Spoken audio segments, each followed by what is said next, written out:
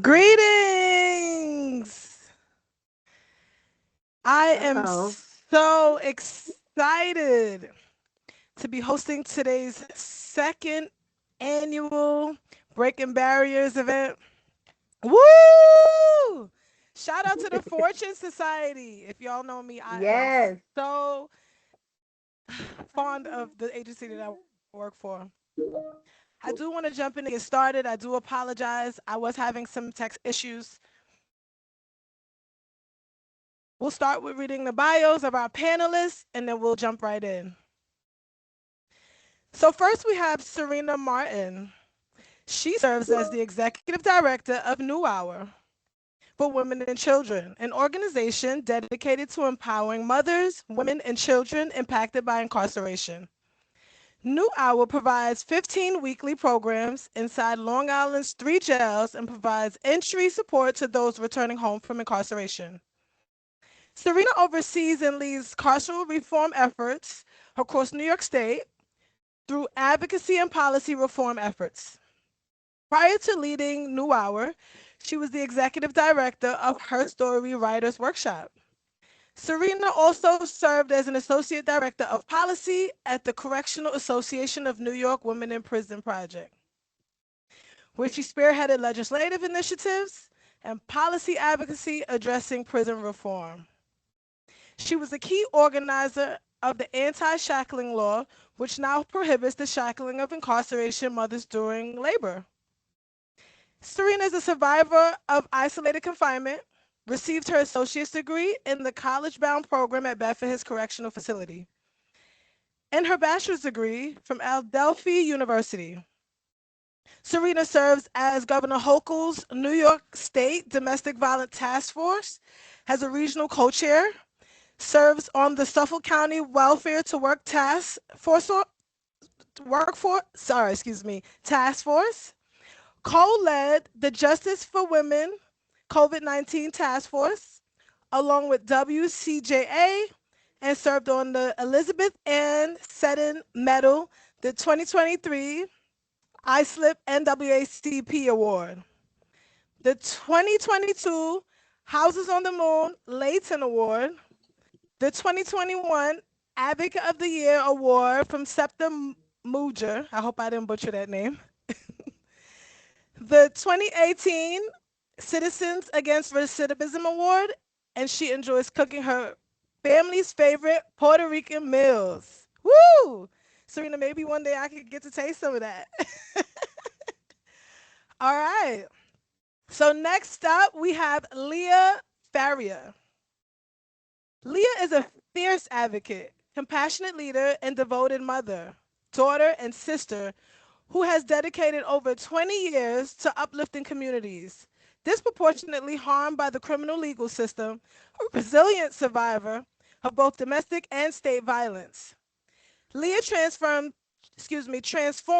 her lived experience into a powerful force of education, community empowerment, and grassroots organizing within Black and Brown communities. Her unwavering commitment brings not only practical support, but also a profound sense of hope and solidarity to those navigating the devastating impacts of incarceration. With every step, Leah embodies the spirit of resistance, healing, and transformative justice. We're happy to have you, Leah. Next, last but not least, Helen Skipper, who we affectionately refer to as Skip, has been working in peer support since her final release from multiple incarcerations and behavioral health systems involvement, which is about 25 years plus. She was released in 2007. After serving as the first peer supervisor employed by the New York City Department of Health and Mental Hygiene, she then moved on to the New York City Criminal Justice Agency, where her last position was Senior Manager of Peer Services. She became the founding executive director of the New York City Justice Peer Initiative in March 2022. A recognized subject matter expert on justice involved peer support, she consults nationally on designing programs and creating pathways to employment while promoting the inclusion of lived experiences. She trains NYPD and NYC's He Heard program in peer CIT, consults with the Urban Institute, and champions community voices. A member of several higher education for the justice impacted coalitions and graduate of St. Francis College with honors, might I add. St. Skip has graduated with a master's degree with distinction in criminology from John Jay of Criminal Justice in May 2025. A newly minted adjunct professor teaching peer competencies and frameworks at LaGuardia Community College MHCP training program. Skip is an accomplished keynote speaker, presenter, and trainer and travels nationally doing this criminal justice work. She has presented original scholarship at the American Society of Criminology annual conference, has published academic work. Her latest piece in the Division of Corrections and Sentencing Handbook series, Handbook on Lived Experience in the Criminal Justice System, has been widely acclaimed. Skip is also on track to earn a PhD and is an Amazon best-selling author for her Women. The inaugural executive chair of the New York City Peer Workforce Coalition. She co-won a SMHSA Recovery Innovation Challenge in 2022 and then was crowned Equity Champion of the Year in 2024. She sits on multiple boards, including the New York City Board of Correction as vice chair and the Council of Criminal Justice.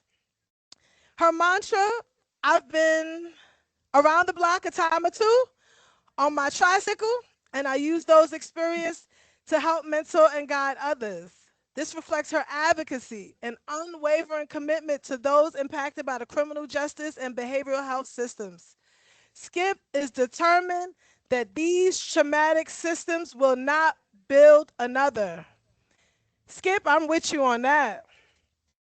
Can we give a huge applause? I want to see some emojis for these wonderful, wonderful ladies. Before we get started, we are so happy to have you. Before I get started, I'll briefly introduce myself. My name is Tiffany Vulcain. I am program manager at the Fortune Society for Women Rising. I basically oversee all operations for women's programming throughout our agency. I'm a fervent believer in programming. I'm also a former participant of the Fortune Society, so I wholeheartedly believe in the work that we do, and my heart truly is in it. I want to get started because I don't know. They do get a link. I don't know what to suggest. I'm sorry, something's not work. Is something happening? Okay, I'll keep going. So, I want to start by asking our panelists. We'll start with you, Serena. Why do you do this work, right? We don't just grow up saying, "Oh, I want to grow up to be a criminal justice reform advocate," right? This is not a typical field. So I feel, which is subjective, that you must have some personal connection to this work. So can you tell us a little bit about that? Yeah, absolutely. And thank you, Tiffany, for the introduction and for being here. Just looking around the sort of virtual room, I feel so much gratitude because this is our community, right? And when I went to prison, I was 20 years old. My life as I knew it was over. Lost, loved ones and was traumatized. And I remember meeting Judy Clark and Cheryl Wilkins and Kathy Boudin and Sharon White Harrigan and Pam Smart, who's still there. And what I recognized was that these were women who would build me up. And I was a lost little girl in the middle of a big system. And it's taken a long time, right? It takes a long time to find yourself. And when you do, you want to help others. And really, I feel like I don't wish incarceration on anyone, but if it had not been for my incarceration, I might not be doing this. And so, that saying, lemons and make lemonade, God has a plan, all those things, the universe has intention for your life. I think that's true. New Hour is now 14 years old as my son. We've had, 15,000 women go through our programs, and we get to be part of this community, right? Like where we're not just sort of seeing each other and moving and get into what we get done. It's about what do we do for the next? What do we do for the next person coming through, the next woman? So, you know, I went from having lots of responsibilities to losing everything and ending up in prison and just being like, wow, where do I go from here? And that's a long journey. That grief, that loss, that acceptance, and then that self-esteem, right? Like, who am I after you give me a number? And it's crazy because with the passage of the new laws, my number doesn't even come up in the doc system anymore. And I was at Rikers the other day, well, 2 weeks ago, and I said, it's a weird thing. I identified with that number. I didn't want to lose that number. I know it's crazy, but like 99G0749 is my number. And so when we start to identify ourselves as numbers, there's more work to do to let that go. Because A, we're much more than a number. And B, my incarceration doesn't define me. It's a part of me, but it does not define who we are. So yeah, I don't know if I'm answering the question, Tiffany, but I'm pontificating over here. Serena, thank you so much for that. You absolutely answered the question. You gave a wealth of background, and we truly appreciate that. I'm with you. We see this every day in our work where people they believe that they are defined by their mistakes, and so I really appreciate you bringing that perspective to our conversation. Next up is Leah. Leah, can you tell us why we do this work? Why you do this work? Excuse me.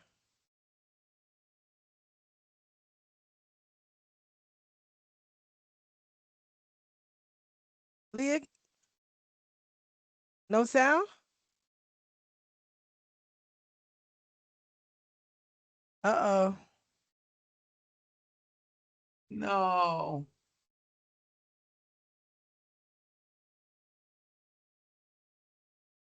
Leah, we're gonna move on to Skip, and then maybe we could try to work on your audio. Okay, I'm here now. I was Okay, I great. was I was muted, and yeah, I really don't care for teams too much, but good afternoon, everyone. As Tiffany said, I'm Leah Faria, and I am the community liaison at Women Building Up. And the reason why I do this work is not only because that it's a need, it's necessary, right? Growing up as a young Black African American young girl in a marginalized community, being triggered and traumatized and re-traumatized daily, that led me right to prison. And being muted, right? Women have been muted for so long, and it's a need. I echo Serena talking about the Sharons, the Missies, the Pams, right? That were there and they were spearheading these movements, and people like us, we grabbed onto the shoulders, the coattails, the arms, and now it's a way for us to pay it forward. So for us, it's like she said, the work is not done. It's an uphill battle, but if we do it as a community, we can't lose, right? So that's pretty much why I do this work. I do this work because it's necessary and it's a need, and it's important, right? It's important that we educate, right? We facilitate and we motivate, right? The communities that are out there that probably don't even know that women are being incarcerated faster than men. So you know, it's just a fight that we're gonna fight until we get it right. Thank you. You're welcome. A fight that we're gonna fight until we get it right. I need to write that down. That's so powerful. Thank you for that perspective, Leah. We appreciate you. Last but not least, Skip. Can we hear while you do this work?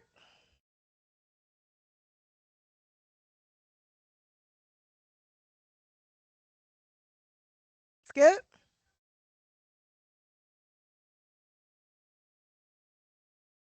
Do we have Skip with us?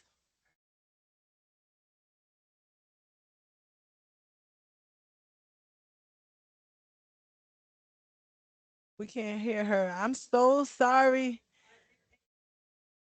We enabled your mic. Can you try again to unmute, Skip?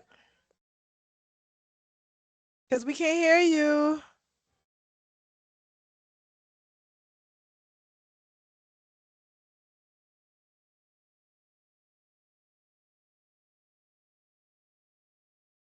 We do apologize for the technical difficulties. Just for some context, we transitioned to Teams and we're still adjusting. And I think we all can relate to that.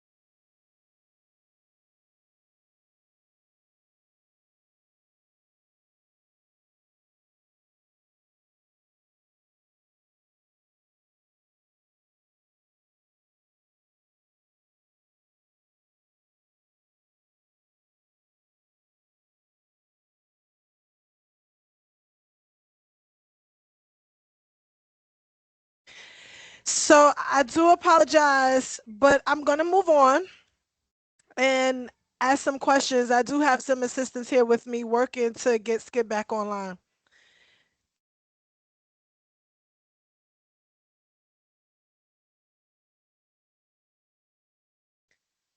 So, Leah, specific obstacles facing women, they come home and face difficult conditions.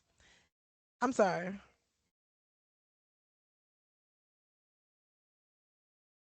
Okay, so there's some specific obstacles that we are able to identify as women who have lived experience.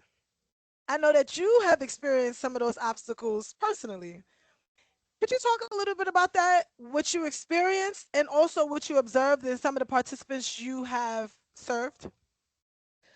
Absolutely. So, it's always the saying that the people that are closer to the solution are the people that's closer to the problem, right?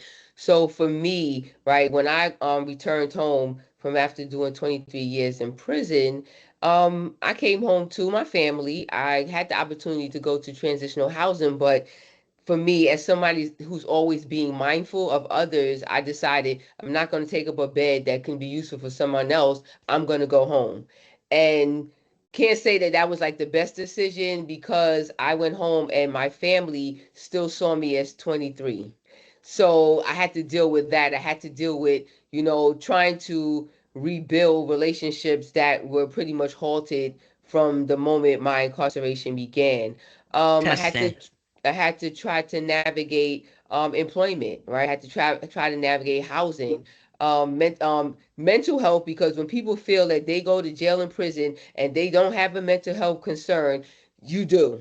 We all have it when we go through the criminal legal system and the traumas and the triggers that we endure. So I should be getting SSI right about now, but maybe in the future. But so what I've noticed is the same thing, right? The same things that I've experienced, I've noticed that others, right? That my peers, my sisters, the mothers, the brothers, everyone who is impacted by the carceral system have to face these obstacles, right? I was so fortunate to be a part of the Fair Chance for Housing Coalition where, we tackled a lot of obstacles, right, with housing, right? Eliminate the box, right? Asking us questions about do we have a criminal background? So I just think that what I've noticed that is still a need for wraparound services, right? And re-entry starts at entry, right? It's not when you get the parole letter saying that you're going to be released in 30 days or in 2 weeks. It starts at entry, and it starts even really before that. It starts within the communities that have a lack of resources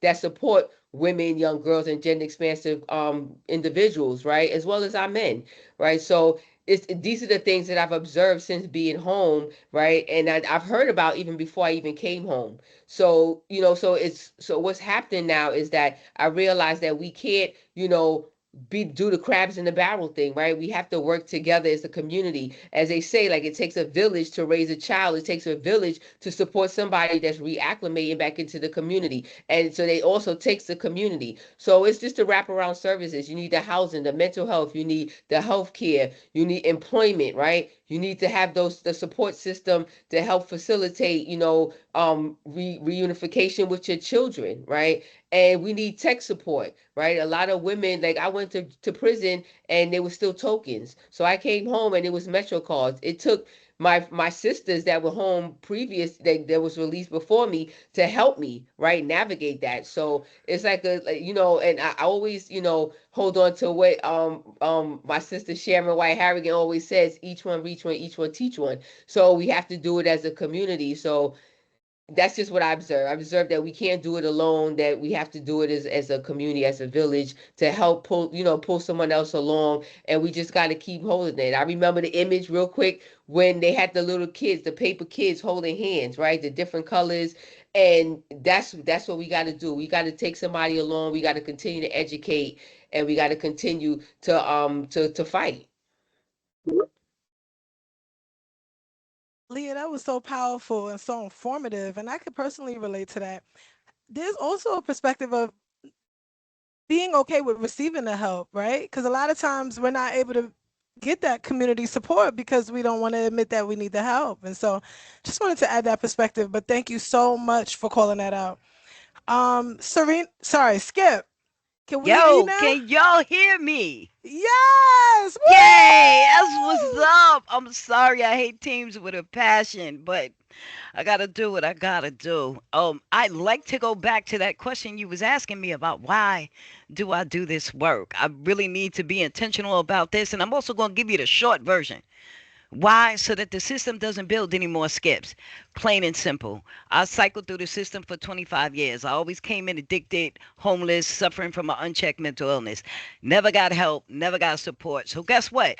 When you do release me, I'm going back out there to do the same thing because I don't know any different. Um, and that is what led me into the work I do because now I want to make sure the system does not build any more skips. And I want to make sure that for those of us who do suffer from behavioral health concerns, we have the appropriate off ramps and on ramps into supportive mechanisms. This is why I built the Justice Pier here in New York because you got to stop criminalizing behavioral health. That's number one.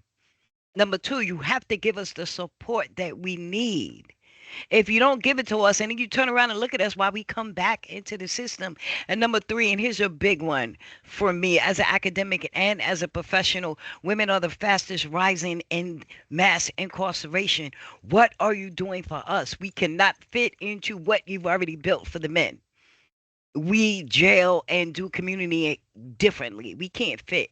So we need to build supports and services around gender nonconforming, around women, around anything like that, and not try to fit our round pegs into a square hole.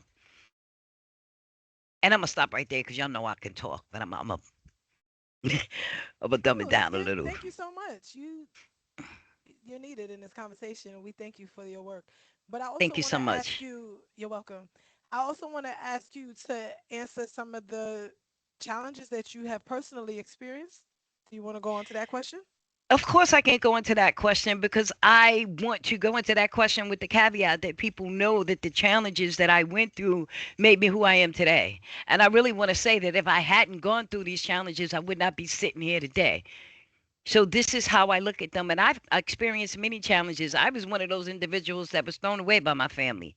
Um, I had no support, period. No support, no support in all my years of going in and out. Maybe I got a $20 money order. I think when I first went upstate, I think the one thing I did was send my sister an order form for a pair of sneakers and send my mom an order form for a sweatsuit. And then that was it. If I got it, I got it. If I didn't get it, I didn't get it. Fortunately, with a little bit of hustle and a gift of gab, and knowing what I can do and how I can do it. Like I always went to Albion. I always worked in industry. And then I would like diagram like my whole 6 months of paychecks. Okay, on this, I'm going to get this. On this, I'm going to get this. I'm not going too crazy. I don't need the sheets. Yeah, everybody wanted. I don't need the color sheets. I'm gonna make do with the white scratchy towel. Even though today in personal life, I buy big, colorful, juicy towels that wrap all the way around me. We're not doing the white scratchy ones anymore. Um, but I need a chain and a cross because my faith is important to me. I need a couple of T-shirts. I smoke. Ain't nobody gonna send me a carton of Newport, so I need to order out for a can of tobacco or something like that. Um, and it's I want to say it's unfortunate that we do have individuals who I want to say are not educated, about how and why we enter into systems and what kind of support that you can give us. Because there are some people who get support that is the wrong type of support. And then there's individuals who get no support. But I want to say it, I want to personalize that because for me, as the baby of the family, as the one who's spoiled, and I need to be intentional. When my dad died, that was it. That was the end. Matter of fact, my son took over as being the baby of the family. But that was the end of me being spoiled. And I had to learn how to do it. And I had to learn resilience. And I had to learn independence. And that's what all these years in and out taught me, resilience and independence. So, no, I didn't have visits.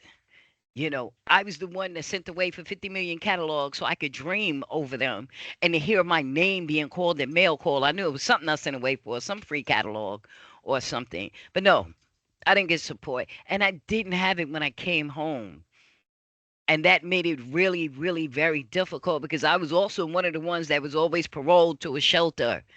And a shelter is a smaller microorganism of a facility, of a carceral facility. So, of course, I'm going there sooner or later I'm gonna fall back in line, back in all I know how to do. And that's unfortunate. It's really unfortunate, and this is why, as we get the word out about what happens and what we need in reentry, I'm just gonna end with this. It is not all right to open the door to let us into any space unless you give us the supports necessary to stay in the room. So is bad support good? No, because you're eventually going to send me back down the rabbit hole. I'd rather have no support and make it on my own than get bad support and being sent back down the rabbit hole. Skip, thank you so much for that.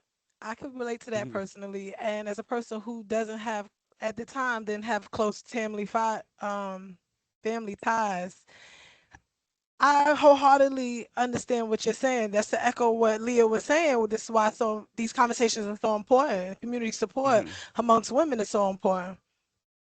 Serena, can you talk to us about some of the challenges that you experienced and also that you're witnessing in some of the clients that you're working with? Yeah, I mean, I feel so much gratitude to hear the conversation happening here because everything you said, Skip, is on point. Everything you said, Leah, is on point. I went into prison as a kid. I was sheltered growing up. I was in church. I didn't have anything but my family. I was a very sheltered child and sort of afraid of the world. My mother had mental illness and sort of made us feel that the world is a scary place. And so in prison, I grew up. I found out what it's like to be an adult. I had never lived on my own. I had never taken care of myself. When you talk about commissary, right? Like allocating how you're going to spend, what you're going to spend, I'd never done any of that. And I think also about the fact that the services that we give at New Hour, whether it's, a $20 gift card or an Uber ride or food or transportation, like if you're not going to do it well, don't do it. And how, Skip, that's exactly how I feel because when I came home, I had this I was mistaken. I thought I'd do my little 3 years, I'd come home at 24 years old, and I pretend it never happened. Now, you cannot pretend that the trauma, the solitary, the loss, the grief, the separation, the family dismemberment, you cannot pretend that you haven't been through a war because you've been through a war. And, I think now what I should have done is gone to Providence House. What I should have done is gone to Fortune. What I should have done instead, I got right involved in a relationship. Okay, I don't have family, so I'm going to find a man, I'm going to have a relation.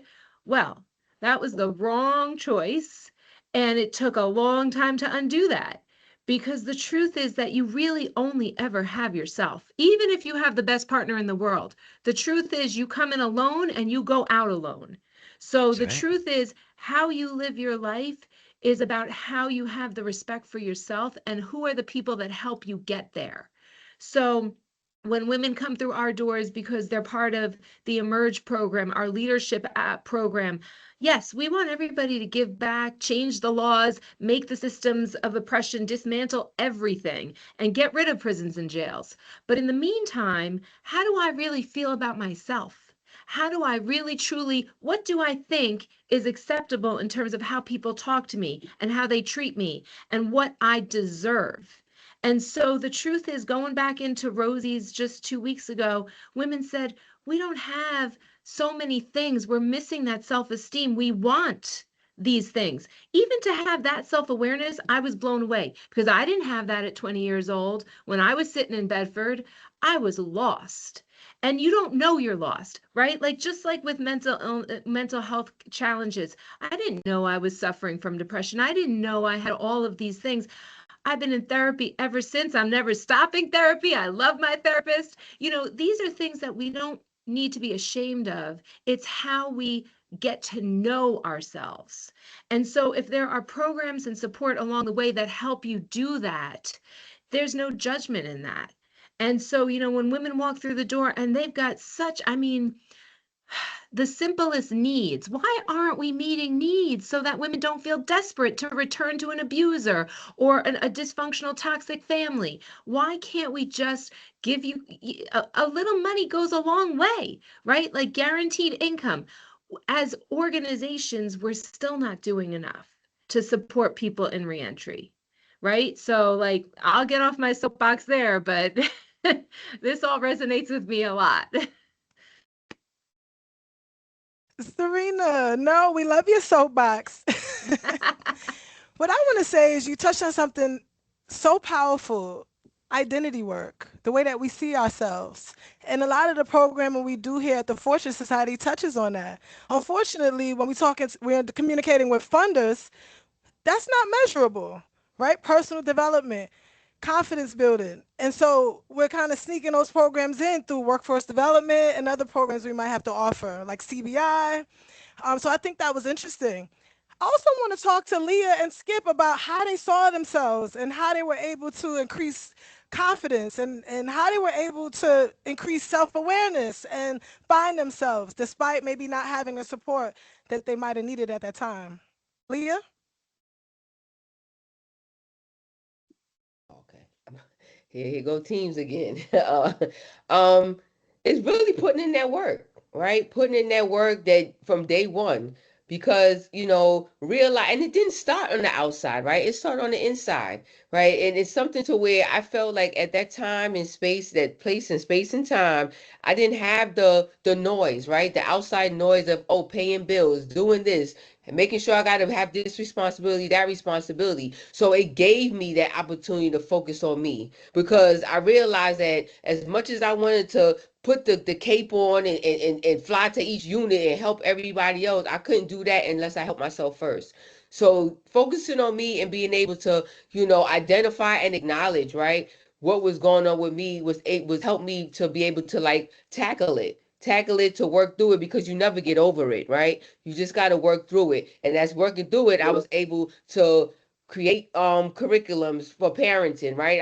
Sometimes I put my own self on the sidelines and focus on the need, right? The need for my sibling, my sisters that's on the inside that didn't have the relationship with their child, right? That so they couldn't even think about maintaining it because they didn't have one in the first place. So just really trying to like look outside the box because my box never had four corners, right? My box is just still growing because there's such a huge need to support others outside of myself. So for me, it was like that's exactly what I did. I had to work on me, and in turn, I was able to pay it forward. When it came to self esteem, I didn't have any self esteem when I went to prison, right? And I was able to work on myself and then be able to create, programs, fitness programs inside with one of my good friends, Chanel, that we were able to help other people, empower themselves, facilitate, the groups, because jails and prison, that's just what they are. They're an institution, four walls. Who makes the changes and who supports are the women that are on the inside. We always used to say the old timers, the long termers, were there, and they were there and they served a purpose, right? They didn't just do time. They wasn't there just cause or because. They was there to really support. So for me, seeing that is what helped me be able to mold myself, right? To just be able to be my best self from the inside out. And that's like not only figuratively, but it's physically, right? It started on the inside. So for me, it was just like work on Leah. And after I work on Leah, I'm able to, help, the next person. I struggle with that to this day because my self care is not where it should be. But, but it's my sisters that's on the outside, right? The people that I work with, the people I come in contact with every day that try to hold me accountable to, like, practice self care so that I can still always be effective in helping other people, become their best selves as well. Wow, thank you so much, Leah. And even the self awareness that you have right now is still a journey, right? Being able to be vulnerable and say, hey, I'm still not there yet. I think so often, us as professionals, we avoid saying that. And I love to talk to my participants and say, hey, I might look polished today, but this is who I was 10 years ago when I was released. And so I'm still doing work. I'm still crying sometimes at night. There's some personal challenges I'm still navigating. I'm still triggered, as I said the other day at another event we had. But we really appreciate your perspective, Leah. And I want to move on to Helen. Excuse me, Who? Skip. Whoop, Who? my Who? bad. Sarah Helen? Helen? Is there a Helen in the room? Okay. You know I what? am so sorry, Skip. I It's want to okay. ask you some It's identity okay. work. How were you able to find yourself? So first of all, my name. That's number one. Because what I realized is that who I was when I was inside is different from who I really am. I had to come inside and I had to build a facade, and everybody knew Skip. Everybody knew Skip. Had a smile for everybody. Ran around. Had chicks up in every housing area. Was able to get everywhere. Worked every job. You know what I'm saying? Was a hustler and a talker. But that was the persona I built for myself inside, because guess what? I had no support from the outside, so I had to look good, you know. But at the base level, Skip always came in addicted to drugs, homeless, and suffering from an unchecked mental illness. And it was only at the end when I was finally given a program, and I went to a program to help me address both of those evils that was laying on my shoulders. They helped me address the substance abuse, and they helped me address the mental illness. And I had an excellent therapist who just let me talk and who talked with me, not to me. And I was able to build on who am I? Because I can't be the same person that I was inside. But then again, I don't know who I am because guess what? I've never had a relationship out in the streets. I started going to jail when I was 17. I don't think I've ever walked down the street and held hands and went to a movie or out to dinner. You know, but thankfully I also got involved with a great group of women in in A who took me and showed me what it was to be a woman in the streets, not one behind bars, because you know how we act back there, but in the streets. And I was able to grow up. And also developing that resilience and independence was I had to realize that it's just you. You got to do for you, because if you don't do for you, nobody else is going to do it. You know, and part of that is even my name. Yes, I was born with the given name of Helen. Yes, I've been called Skip for my entire life. But I put an ism on the end of it, and Skipism is being the very best Skip I can be. And what is the very best Skip I can be? You know what I'm saying? You come home. I remember the first time I was coming home and I walked the yard with somebody else's Walkman. Um, and to the end of the road was all I played because I didn't know what was out there for me. And I rapidly realized it was nothing out there for me, which is why I kept coming back. So fast forward to finally having a program, finally able to see who I am, finally able to know what recovery is, that it's about the hope and the promise that I can be someone. And once I got that, I was off to the races. And do I still work on me? Yes, I do. You know, me going back to school. was an endeavor I did for me. Not really to work in the system. I did it for me. And I excelled at that. And I was very proud about that and still am. Because what? I got a GED. I left out of school at 15. I didn't say I wasn't intelligent because I am highly intelligent, but I just use that intelligence in different ways and be able to go into academia and use it in the right way to be able to show my community that we can. And Leah, I heard you talk, and Serena, I heard you talk about going back into Rikers Island. I'm going there on Friday in both personas. I'm doing a tour as the vice chair of the New York City Board of Correction, and I'm also speaking to the women in a program about who I am. And I'm not salty that they got a program down because I remember I came through and I would have loved for a program to get that you know evil of addiction off of me. But no, they didn't have it, so instead I ran the halls. Okay, fine. But I'm also going to speak to the women there. I'm actually going up to Bedford. April 2nd, I think we're going to be in Bedford. Like, this is my first time back in this new iteration of me. I've gone back once or twice on a visit. But this is my first time back coming in any type of professional capacity. And I know there's going to be some people there who remember Skip that kept coming in and out, in and out. But now I'm here to show you that it doesn't have to be like that. Yes, that was my story, but it's not going to end with that.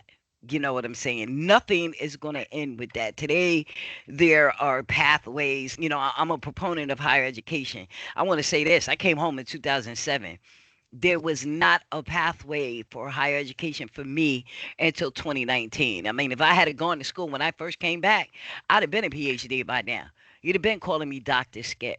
But I still recognize where blessings is coming from, and I still recognize pathways when I see it. So when the pathway was finally open, I jumped in. Me and my old butt sitting up in school.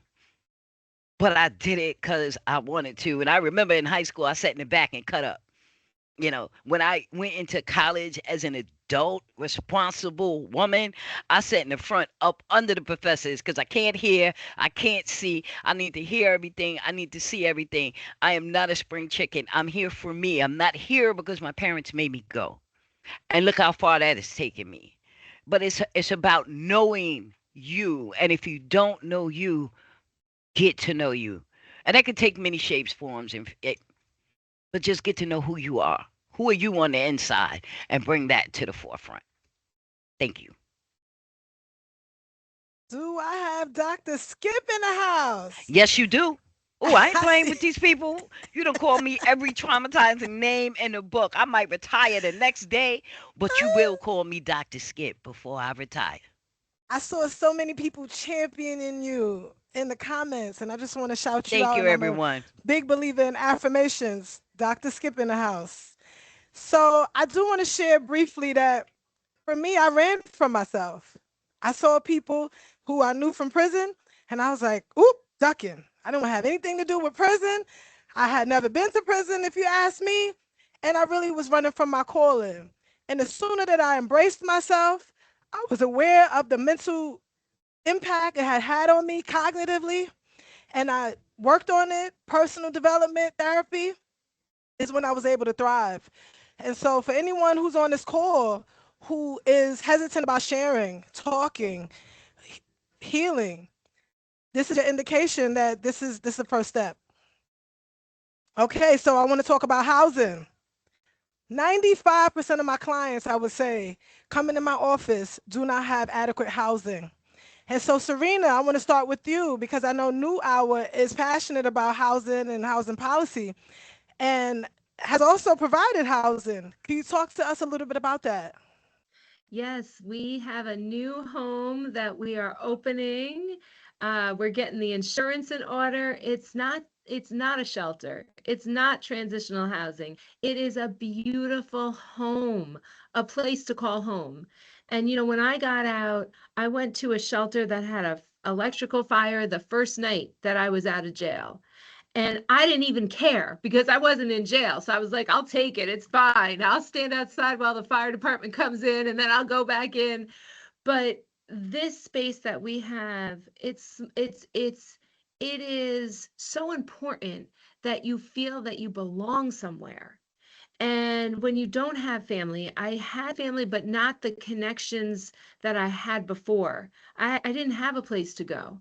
And so, when we think about coming home, I cried when I left prison because I was sad to leave my girlfriend, my friends, my job, Sister Elaine, my community. I didn't like the trauma and the abuse and the lock-ins and the middle of the night wake up when you got to shuffle outside in the cold because they're purposely want to do a count in the middle of the night. But what I was going to miss was my community because I identified and settled in to what was my routine. And then I had to go home and I didn't have a home to go to. And I was different. My whole life changed. And so I think about higher education was always a big part of what was important to me. And, Missy Cheryl Wilkins kept me off the draft so I could get my associates at Bedford instead of me going to Albion. That's how I got a little bit ahead. And then I worked 3 jobs, and then I did the night shift and the morning shift and the weekend shift, and I rode my bike to work. And I went back to college, and I got my bachelor's from Delphi University. And this year, I just found out that I'm going to be getting an honorary doctorate, which is crazy because it was like a full circle moment.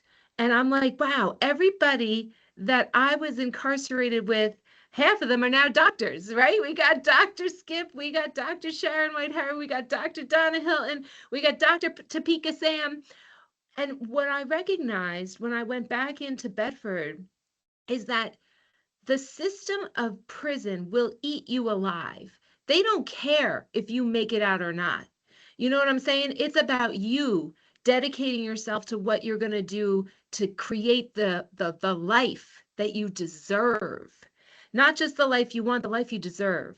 And I always feel like the universe puts things in my path. You set that intention and people come along and go, "Oh, I want to do this with you. Oh, I want to do that. I have this idea. I have this funding." And not everything is perfect and everything takes work. But the truth is that if you are on the right path and you take that next right step, the next right thing happens. And so, this week on Monday, I was in a meeting with the docs commissioner.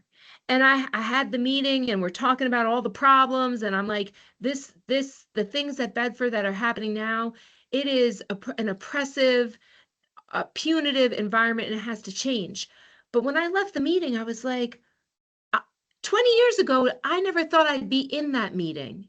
And here I am in the meeting, at least having a voice. And so, what drives the work that I do today is the fact that I feel incredibly privileged to be in the meeting, to have the voice, to support our women and be like, hey, what about her? This is what Sharon always says. What about her? WCJA, I'm a proud board member. We have to think about how we harness our own self love and our empowerment to empower others. And I mean, this, all of you are doing it. Everybody on this call, that's what we've got here, right? We've got a sisterhood. But I will just say, I'll put in the chat, today we are calling on justice for Bedford Hills.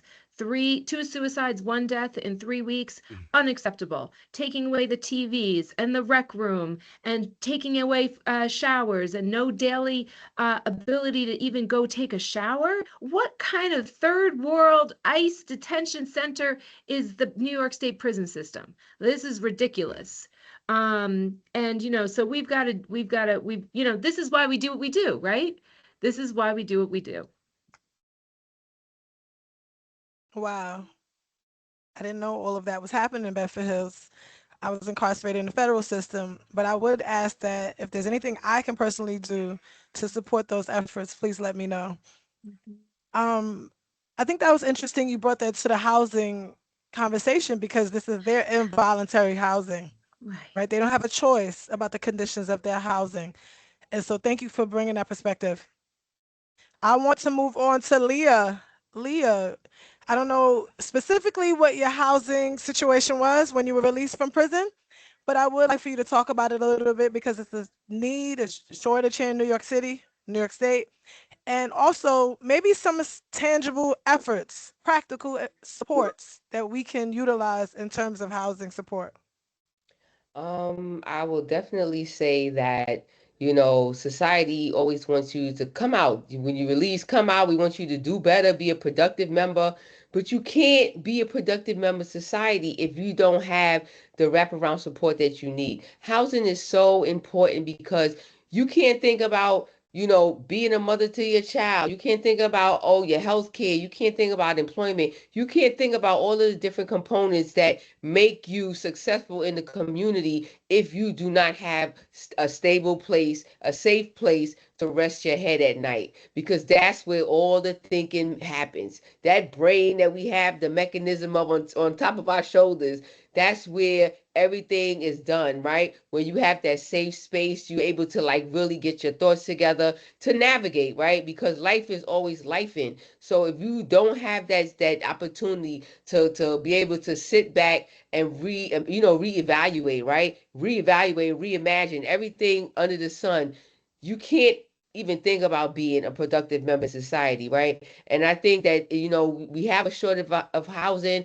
but we do have amazing organizations that are doing their very best. And if there's any funders on the call, that they step up and say, listen, we want to go and invest in you, right? We want to invest in the New Hours. We want to invest in Providence House. We want to invest in Housing Plus, Housing Works, right? Our children, all of the organizations that are stepping up and providing housing, right? For the women, the young girls, because the young girls are eventually going to be women, right? And we want them to be productive. We don't want them to take the paths that we had to take, unfortunately, right? So we have to make sure that all of the checks and balances are in place to be able to support. So it's a need for money, right? It's a need. Yep, we have. That's right, Lily. The Fair Chance for Housing Act, right? Proud member to be in a part of that coalition, right? And it's not a paying job, right? It's just something that you do it because you know the need. You do it because you're impacted. You do it because you want to be able to pay it forward. So these are the things, right? We have to be able to sit with our elected officials, right, and let them know how these laws that's being incorporated, the laws that are changing, how it impacts us, right? I always say that the best stories are our stories, right? When we sit with them and we tell them about everything that we've been through, to pull on the heartstrings, because this is our reality. And we have to support. We have to support the Fortunes. We have to support Exodus. We have to support all of the organizations that are putting in their work, right? To get these laws passed, these laws changed, and just to be beacons of light, right? For as an advocate, right? As an activist to get the job done. But it's not going to stop until we get it done, right? So we have to stay diligent. We have to stay, empowered. So, for the people that are not the ones to go to Albany. The people are not the ones to sit at city council hearings or sit, with the elected officials. We need you to be the ones to cheer us on in the community, right? To be there. At the marathons, you have people on the sidelines. They not running nowhere, but they might have a bottle of water. They might have, the chairs, and that's the motivation that the hard work that the advocates and the activists are putting in, right? That keep us going. We need that support, right? We need that love, that care. We need that wraparound love to be able to continue to do the work. But we need to just really start decarcerating, reinvesting, and investing in our communities so that we don't have the numbers going up, so that we could go and dismantle systems that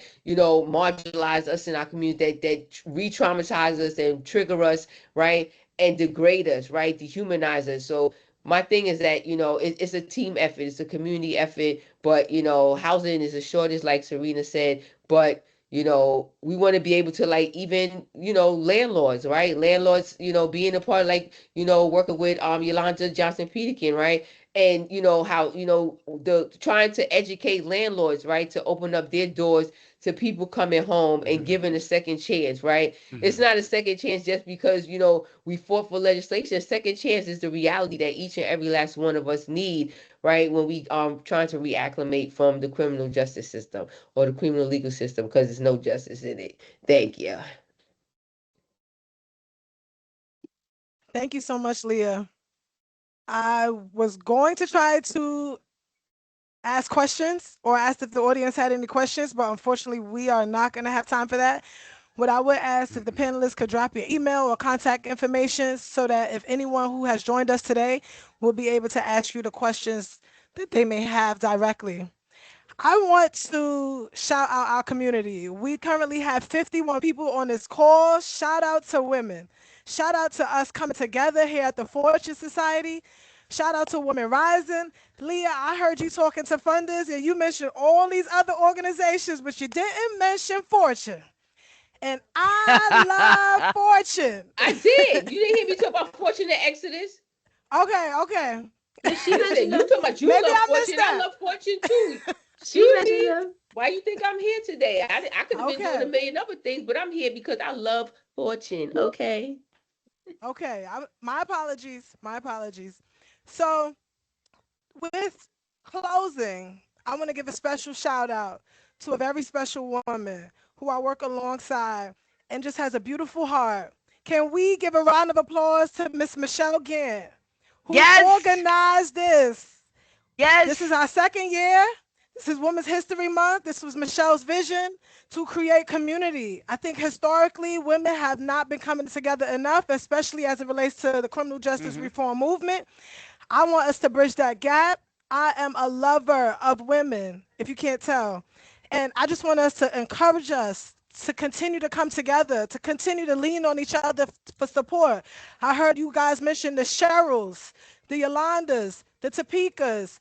These are my mentors, and these are people I pay homage to. Even Lily on this call. I started to do policy work because of the Policy Center Collective, a woman who was willing to pour into me and to teach me and to bring me to Albany alongside her to speak to senators and lawmakers. And so I just want to shout out women because we are doing amazing work. We are amazing beings, and the men, they can't do it without us.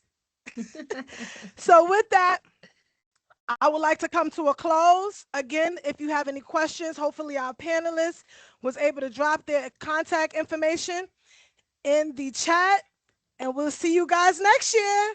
Please share, share, share when you see these flyers, breaking barriers and from incarceration to empowerment. That's us here at the Fortune Society, supporting and creating community for women. Bye.